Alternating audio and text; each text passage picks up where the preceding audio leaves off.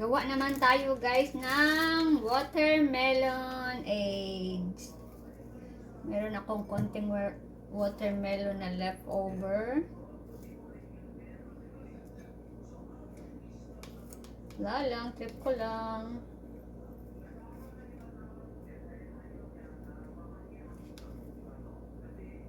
Damihan natin ng watermelon. Yung watermelon ko mayroon siyang seed. Great to smash it.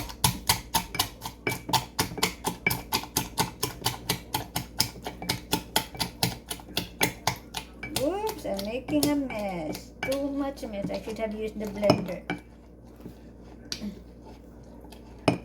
Yun, smash nyo lang siya guys. Parang maging mash siya. Parang parang galing sa blender. Lagyan natin ng konting asukal, maybe a teaspoon.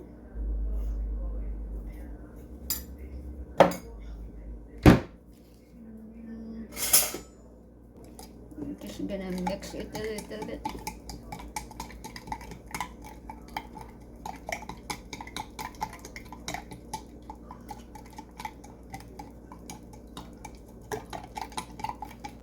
Lagyan natin, as usual, maraming ice.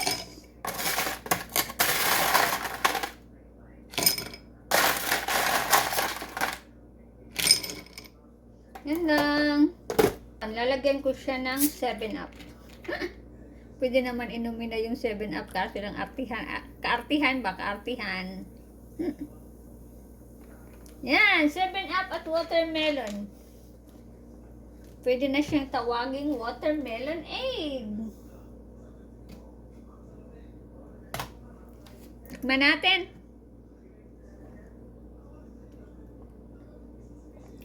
Oh my God, ang sarap!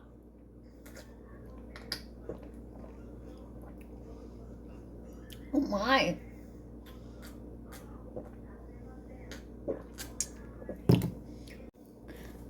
Oh my God, ang sarap guys. Watermelon at saka 7-Up.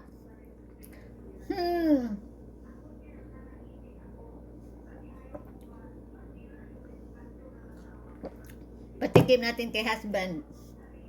My husband love it. Kaso lang di ko na nakunan ng video. And I also like it so much.